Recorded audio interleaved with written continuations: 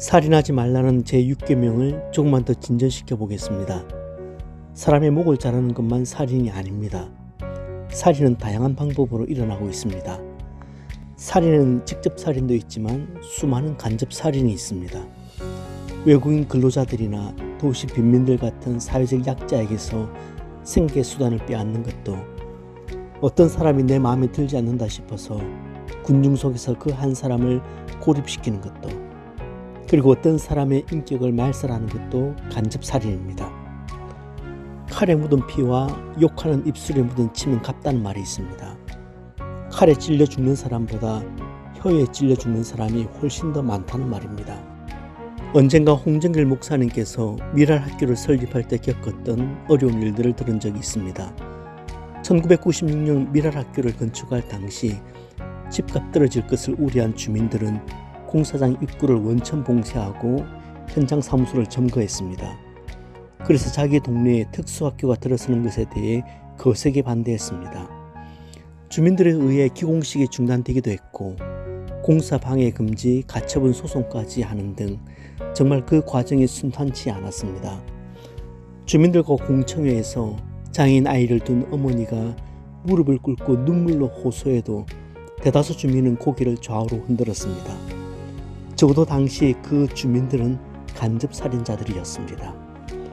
오늘 우리 시대에는 자연 환경과 생태계를 파괴하는 것도 간접살인에 해당될 수 있습니다. 환경과 생태계는 오늘을 사는 작년 세대만이 전세낸 건 아닙니다. 잠시 사용하다 다시 다음 주자들에게 물려주어야 합니다. 따라서 오늘 개발이라는 명목으로 일자리를 창출한다는 이유로 환경과 생태계를 파헤치고 파괴하는 것은 분명히 우리 후손들의 생명을 위협하는 것이 됩니다.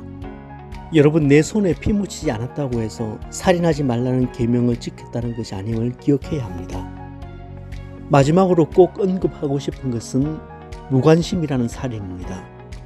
여러분, 무관심이 살인이 될 수 있다는 생각을 해보셨습니까? 직접 흉기를 들지 않았지만 이 사회에서 일어나고 있는 많은 살인들이 이웃에 대한 무관심에서 시작되고 있습니다. 몇 년 전에 있었던 사건입니다. 택시기사가 손님을 태우고 공항을 가던 도중 심장마비가 왔습니다. 그런데 비행기 시간이 급했던 손님이 응급차도 부르지 않고 자신의 골프 가방을 챙겨 서둘러 공항버스를 타고 자기 갈 길을 갔습니다. 결국 택시기사는 심장마비로 사망했습니다. 어떻습니까? 이 손님은 처벌을 받아야 할까요? 이 사람이 한 것은 없습니다. 흉기를 들었던 것도 택시기사가 심장마비를 일으킬 어떤 행동을 한 것도 아닙니다. 그냥 비행기 놓치지 않으려고 서둘러 그 자리를 떠났습니다. 실제 이 손님은 법적으로 어떤 처벌도 받지 않았습니다. 그러나 분명한 사실은 그의 냉담함과 무관심이 그 택시기사를 죽게 했다는 것입니다. 그래서 지금 논의되고 있는 것이 착한 사마리아 법입니다. 착한 사마리아 법은 자신에게 특별한 부담이나 피해가 오지 않음에도 불구하고 중대한 위험에 처한 사람을 보고 그냥 지나쳤을 때 처벌하는 법입니다. 프랑스, 독일, 핀란드 등은 구조거부죄로 1년부터 3년까지 구속할 수 있도록 법으로 정해놓았습니다. 사도 야고보는 이렇게 말합니다. 그러므로 사람이 선을 행할 줄 알고도 행하지 아니하면 죄니라. 말씀을 맺습니다.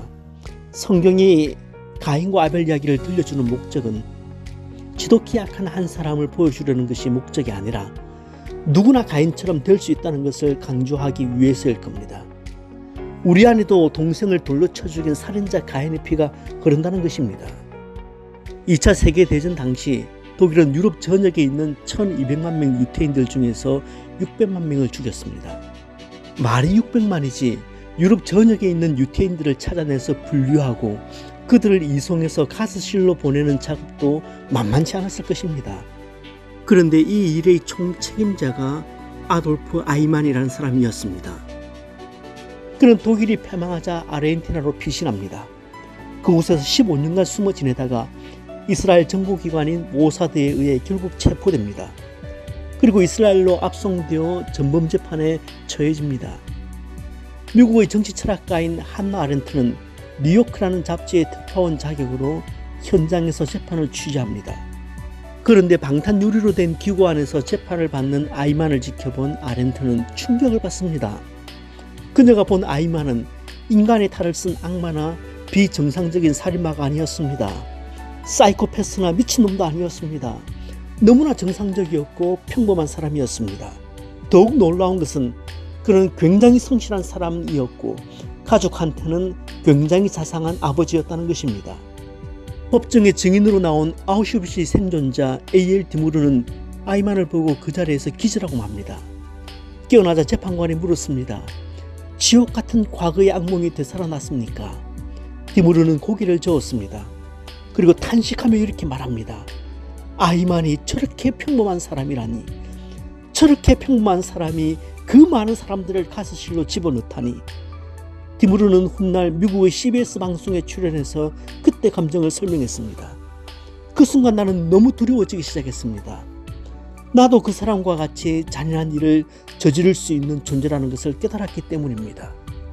디무르는 자신도 아이만이 될 수 있다는 사실에 충격을 받았던 겁니다. 8개월 동안 재판을 취재한 후 아렌트는 예루살렘의 아이만이라는 책을 저술합니다.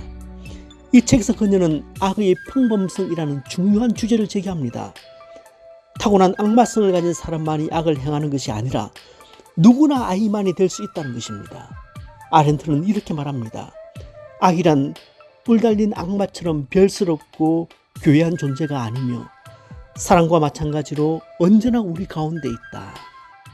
조세희 씨가 쓴 난장이가 쏘아 올린 작은 공이란 책에도 비슷한 구절이 나옵니다. 폭력이란 무엇인가? 총탄이나 주먹만이 폭력이 아니다. 우리의 도시 한 귀퉁이에서 젖먹이 아이들이 굶주리는 것을 내버려 두는 것도 폭력이다. 햄릿을 읽고 모차르트의 음악을 들으면서 눈물을 흘리는 사람들이 이웃집에서 받고 있는 인간적 절망에 대해서 눈물 짓는 능력은 마비당하고 또 상실당한 것은 아닐까. 인간은 깨어지기 쉬운 질그릇 같은 존재입니다. 겉으로는 강하게 보여도 속은 매우 연약합니다. 말 한마디에 상처를 받고 모든 의욕을 잃어버리는 것이 인간이란 연약한 존재입니다. 그렇게 예수님은 다른 사람의 외적인 생명을 빼앗는 것만이 살인이 아니라 속 사람을 상심시키는 것 또한 살인이라고 산상수훈에서 말씀하십니다. 살인하지 말라는 제6계명은 결국 인간의 생명을 소중하게 다루라는 명령이고 타인의 인격을 지극히 존중하라는 명령입니다. 형제자매의 모습 속에서 하나님의 형상을 볼 수 있는 저와 여러분 되시길 바랍니다.